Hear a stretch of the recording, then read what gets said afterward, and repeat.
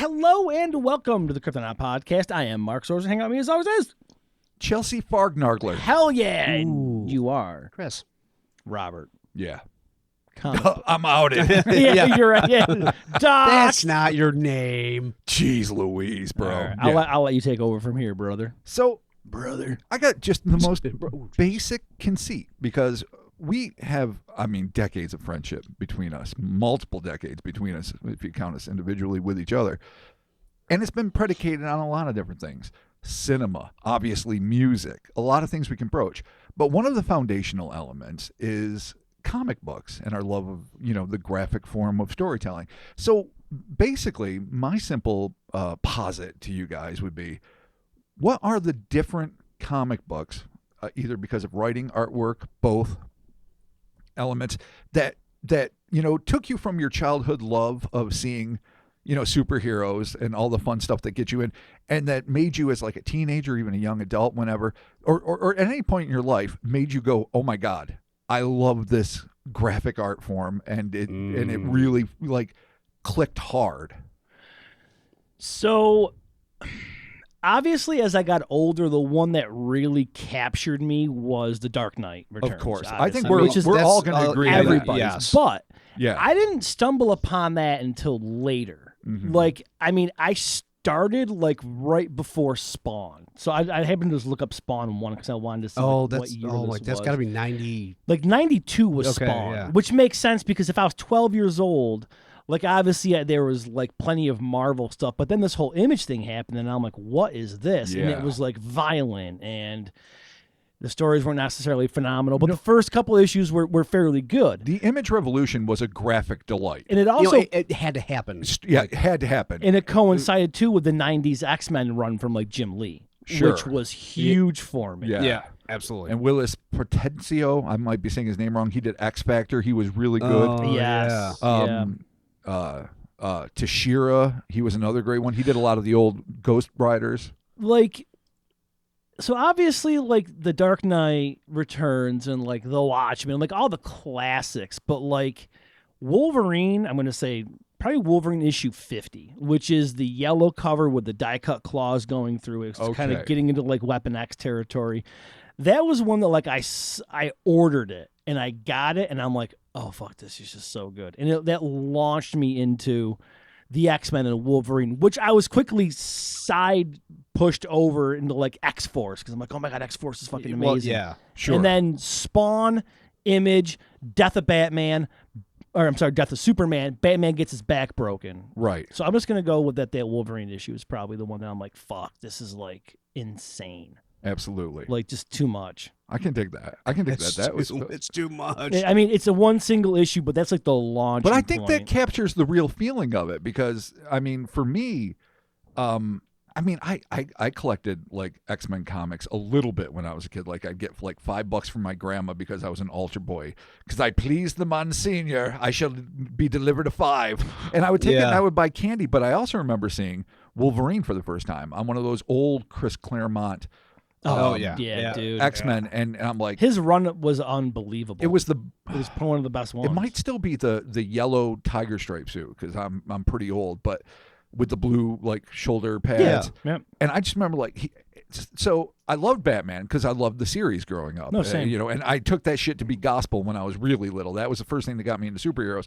Didn't get that was comedy. I thought they were in life and death predicaments every fucking other episode. Yeah. And I was sophisticated enough that by the time I was 4, I understood that they were always going to escape. But when I started watching the shit when I was 3, I was edge of my fucking seat, high drama, Shakespearean arch. I still love that show. But it was so the much fun. fucking cowl that got me.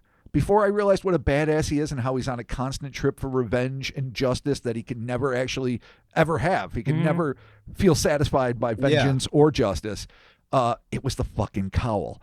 Wolverine had a mega cowl. So those two things seduced me visually, but I didn't really give a shit. And then I'm going to say the same thing, and Chris is going to say it too. When right before Burton's Batman came out, they were doing re-releases. I wasn't collecting comics when I was in high school at all, but I was at a Walden's book and I saw a a collected paperback of Dark Knight Returns. We probably picked up the same fucking Probably one. from the same around stack. the same year, probably. Exactly. That's what Yeah. I found it too. And I started reading it. I didn't know who Frank Miller was at that point, and I know he's become controversial. I don't follow his exploits anymore, but I do know he was one of the game changers, right up there with Alan Moore, right up there. Oh, for with sure. like a handful of the 80s, I guess transitional writers, you'd call them. Taken away from the fun-loving comics of yesteryear. And I just read about Two-Face and his surgery, and I read about the Joker, and he was an old grizzled man that was looking to die, and he had his big fat fucking Tom Selleck mustache, and he's driving race cars and doing all sorts of shit, and it's all these little blocky mini rectangular panels.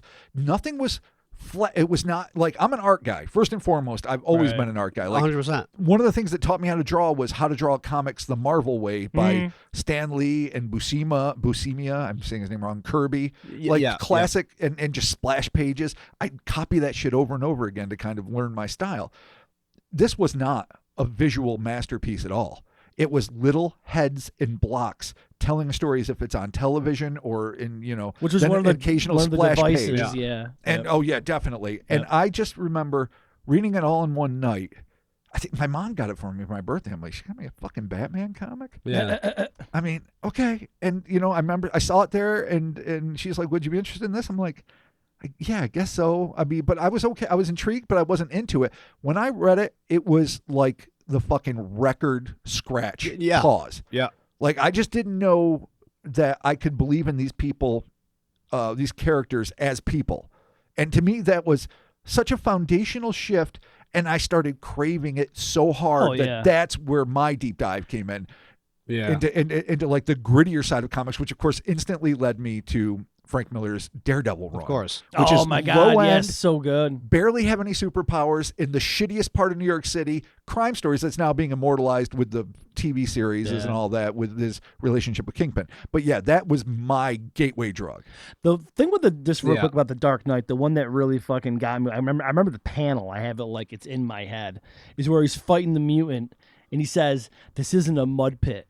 It's an operating table, and I'm the surgeon." Yeah. I remember reading that and being like, fucking Batman could kill everyone. Fuck Wolverine. He's going to kick Juggernaut in the dick. He clearly is going to beat up Superman. Spoiler alert. So here's the. But that was like such a game changer. Is that the one where he panel. was straddling the super tank Batmobile looking over the pit? He's, or is that a he's different beating one? the mutant up. Okay. And he's like covered in mud. And it's just like such a good fucking There's so panel. that's the other thing too. Movie panel moments, in there. lots of Every movie panel moments. is 100%. But I'll get in. I'll dip back into this, but I want to hear Chris's Yeah, for answer sure. now. Yeah, no, like I said, I think we're picking up the same fucking book, probably around the same fucking year or Right. two, because it was probably around 92 when I graduated, and that's when I went to fucking Walden Books, and I picked up this thing, and I'm looking at the cover, and I'm like, this fucking Batman is just He's a tank. Oh yeah. and of course, yes, He looks I mean, like Brian art is the Dennehy. thing. If I'm looking at it, I'm not good. I want to see the fucking art. Always. Yeah. I think the first thing I opened up to was Green Arrow. Mm-hmm. And he's got no fucking He's got no arm. I'm yeah. like, what the fuck did I just open up to? Exactly. And eventually, I took that home, and I had the same experience. I'm like, what is fucking happening? Dude. But I think the one that I think sealed the deal was Year One. Yeah, Year year one- one is I'm real. just Gotta like, say, oh, 1-2 my punch. fucking God. Yeah. I couldn't agree more. I could not believe how good it was. Year one was definitely a It's the game best changer. Batman movie that has never been made, It's hands so, down. So And good. mostly, and not just because it was Batman, but fucking Gordon. Oh, yeah, oh my Commissioner God, Gordon. Gordon in it. Holy He's so the hero good. of the piece, absolutely, and he's a I mean, badass. It's just like, kid, we're gonna come on, we're gonna. Yeah. Yeah, Fucking just- it's kind of like Oh, it's so good. I mean, Gordon in a different story, but like the Killing Joke. Mhm. The Killing Joke's another one that like I read and I'm like, this is insane. Oh yeah. Like what Yeah. did he just like? And obviously the culmination for me, one of my favorite fucking ones has been A Death in the Family. Yeah. Because that was, but see, I didn't discover all this till later. Because if I'm reading Oh, Spawn well- in '92, Oh yeah. Well, yes. I gotta dig back. Oh yeah. Oh No. yeah, like- dude. I didn't read like Watchmen until like once I discovered the Frank. I'm like, oh, Yeah. there's some shit. And then you gotta and then you dig. read over and over again the 1-2 punch that changed the face of comics was Dark Knight Returns, Alan Moore's Watchmen with Yeah. Dave Gibbons. Yeah. And then I did too. And then of course that again, another thing, not a visual stunner. The color palette is striking and fun, but I mean, very simple panels. Yeah. Very. Yeah. I mean, because it's documentary style. It's showing superheroes as people, Mhm. very flawed people, Yeah. and not like these larger than life Kirby-esque gods amongst men. Yeah. Yeah. And that was the strength of that, as opposed to, and I'm not going to like go back too deep into it. The most striking thing, as simple as the artwork was for Dark Knight Returns, was that one splash panel where it's fucking Iron Bat plugged into Gotham City. Oh yeah. Yeah. Beating the fuck out of Superman. Yeah. A Superman who, by the way, ripped off the Green Arrow's arm just That- because he was a nuisance to Dude, fucking I Ronald know. Reagan. I was gonna Yeah. bring that up Yeah. because He beat up Superman. the Green Arrow tells. Well, he's not he's Bruce Wayne at the time, but he's like, it still hurts when it's cold out. yeah. And you're like, oh God, what happened to his arm? Batman, Dude, you I know. son of, or Superman, you son of a I'm just like, bitch. but once you get to that moment, like once I when I read through and I got to it, I'm just like, oh my How fucking God. integral he is in Batman defeating Oh, Superman because he shoots the with the kryptonite, kryptonite arrow Yeah. and it blows up. He's like, "Argh," and then he just pounds the piss out of him. I don't know. And then, spoiler alert, gets him in the end. There are a few moments in cinematic history. I mean, even the greatest ones, like in Jaws or Raiders of the Lost Ark or fill in the blank, whatever your favorite, the Marvel movies, that thrilled me like reading the fight between Batman and Superman. Oh yeah, no. Reading that was as cinematic as anything I've ever experienced, and it was fucking just Unbelievable. images on a page. Yeah. I read it Yeah. once a year. I go back to reread that. I read all of them once a year, and God damn, it is so good every time I read it. I always find new weird shit in there too. There's always Absolutely. some new weird little quirk that I find. You know what I haven't found in that book? Martha. Oh boy. Yeah, just to rip that fucking Band-Aid off. It's funny because you can see hints of that like in his Daredevil run in the little bit later versions of his Daredevil. Yeah, oh for sure. Like maybe I don't know if it was around Born Again, maybe somewhere around that time. I remember one specific panel that was one of the coolest panels where he portrays Captain America more like you just don't like the guy because he's just too. He's a stick in the mud. Yeah. He's just Goody two shoes. always. He's like a Karen at a cash register. yeah. Always it's gonna just follow. like never you gonna gotta bend. right. Yeah. He's too lawful good. Yeah. Which I mean, it makes sense why you portray him that Sure. way. But it's this one panel where it's just like he was fighting what's it called, the Patriot or something. You know what I'm talking about? He had You're like, talking red, about white- Daredevil Yes. fighting. Yeah. He had Like the Super Patriot? was it Super Patriot maybe? He was at the fake Captain America. Not the fake Captain America. Right, but but he he was was. at the I mean, other. well, Right. like he was. Daredevil just like beat the shit out of him or Yeah. something. And Captain America, he followed him, and the inner monologue, right? So Daredevil's sitting there, and he can hear him, and he's like, I know them footsteps, or whatever. Like it's Yeah. him. He's coming. Captain America like flips up, and he's like, they're arguing back and forth about how to like handle this guy, and he's like, because he was like a vet or something. Yeah. And Captain America's like, well, he wears the flag, and then Daredevil was just like, I didn't even see. I'm just like, oh my God, it was so good. Oh, so fucking good. You wears the That's flag. great. He's like, I didn't even see, or something like I didn't even notice. Or The something. greatest- he flips That's off, and I'm just like, holy shit, that was The so greatest- good. It's so good. I didn't even see. that Frank Miller gave Daredevil was keeping it small, intimate, Yeah. about Hell's Kitchen. And one of my favorite parts is one of the I think Miller, was told by editors you got to do a crossover with the Avengers. The way he did it was they came in to like clean up at the end, and one of the panels I remember very much like what you're recalling, was the inner monologue, that classic Frank Miller inner monologue that of course is all that Sin City is in the years that would follow. Oh my God, yeah. Hearing the familiar hum of the repulsor ray of Iron Man as he comes down Yeah. for a landing, he goes, and not being stupid, I let him go because he was about to punch this guy into oblivion, and then and that was it. These were like superheroes fighting galactic shit. This was his corner Yeah. of the world. He's like, fuck it, That's I can't always beat what- Iron yeah. Man. And he just Yeah. backed. And the simple humanity of that moment 100%. Yeah. resonated so deeply with me. And I felt, again, the same way with Mazzucchelli's, like Chris saying, Batman Year One, because it's about flaws and people. Another thing, it took the artwork forever to grow on me. Yeah, yeah. Because For year one, yeah. Yeah, so we're... it's different. Because it's different, and but now I consider Dave Mazzucchelli's artwork one of my absolute favorites of all time. But when I first saw it, I'm like, why can't we get with someone more dynamic? But honestly, Frank Miller's style, nor Alan Moore's, really is. Well, I can't say that forever because Frank Miller was really improved by Bill Sienkiewicz when he did Electra God, Assassin. he And that's was, so that's what my next question is, my follow-up.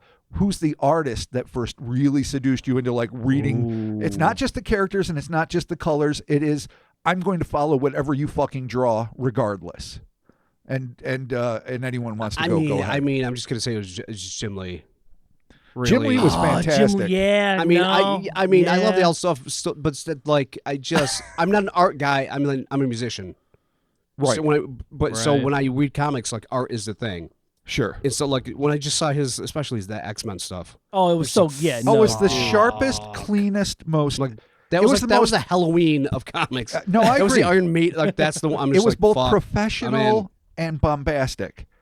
And it didn't have the rough simplicity of Kirby and some of the yesteryear guys. Yeah. As great as they are, and as much as I've grown to love Kirby and Ditko and the rest. Yeah, 100%. But there was something just clean and professional and flawless. Like every comic book panel was a perfectly formed composition, whether it be from a camera lens or a painter's eye. You know, and it was great. I would say for me, it was definitely Todd McFarlane. Not I can see nearly that 100%. as precise or even really as good as Jim Lee, but just the most audacious artist of his time. Yeah, no, shit was unhinged. It was unfucking hinged. Yeah, I get that for sure. Proportions didn't matter. Cable. You do. Yeah, I do. I know. Spawn's eyes were bigger than his entire fucking head. 100%. They went from his jawline to like the tippy top of his head. Spider-Man too. He's the first one that did the big-eyed Spidey.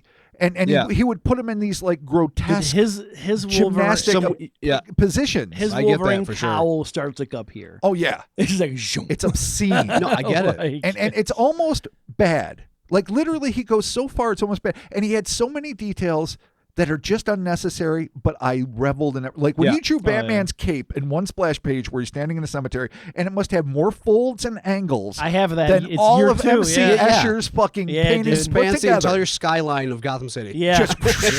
No, it's a 75-foot ridiculous train cape. Yeah. with 1 billion points. Yeah. And I loved it.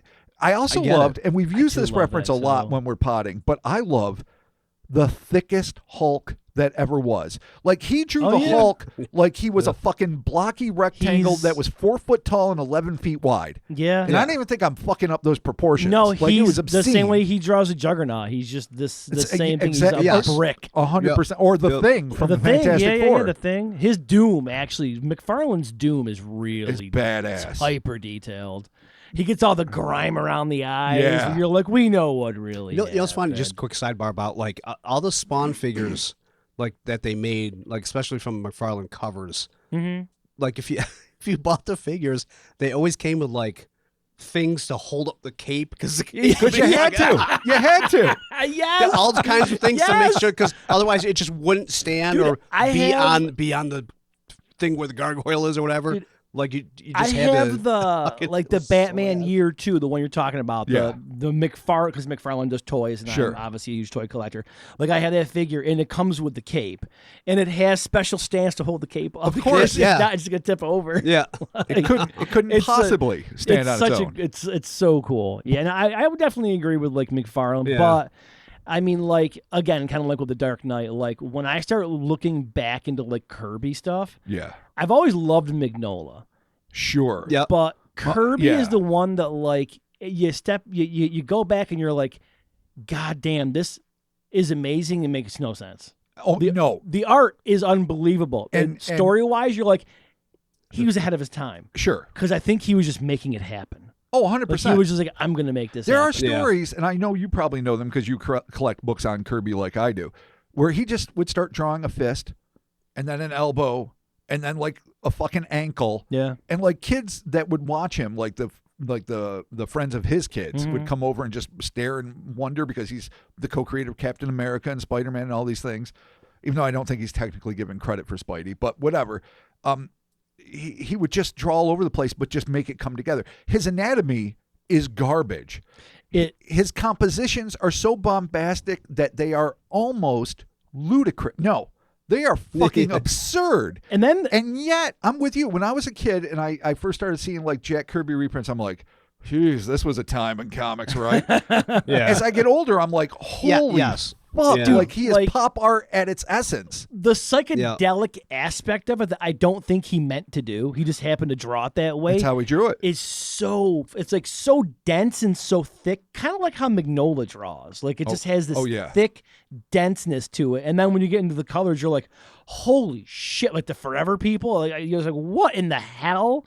Like I've been digging back hard into like the New Gods. God damn, it is like just amazing. Oh, dude, Fucking amazing. I mean, his whole audience for the Silver Surfer.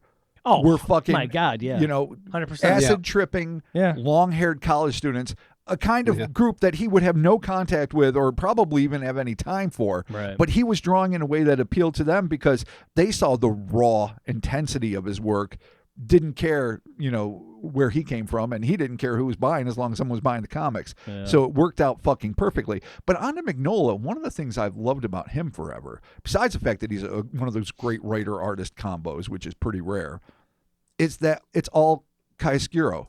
It's always shadow first. It blocks and shadows. Yeah. Everything is like, I mean, there's lines, and he's great with line work, but these big, blocky, honking shadows make the most moody comic book, make him the moodiest comic book artist. The way that he I think. does Batman Oh my God. So is unbelievable. that fucking, so good. did he do just the cover for Gotham by did. Gaslight? Yes, or did he he do did. the actual indoor? No, he did. He I'm did the pretty- interior I too, think didn't he? I think he did, the actually. cover. I haven't read that book. He in definitely, forever. that is not as good as you'd hope it'd be. It's one of those what if stories. It's the Elseworlds. Yeah, where he's back in time fighting Yeah. Jack the Ripper.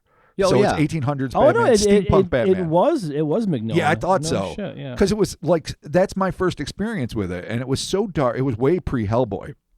It blew me away. I'm like, this motherfucker's blocking in shadows and drawing the rest in. Yeah, it's and it unbelievable. just Yeah. left me reeling. I mean, the only other follow-up I have for an artist is George Perez. Like the Crisis He was so snappy. was just and those. It's so hard to accurate, read. But it's also so, it's almost, it's too It's much. dense. And I don't love that every face looks basically the same.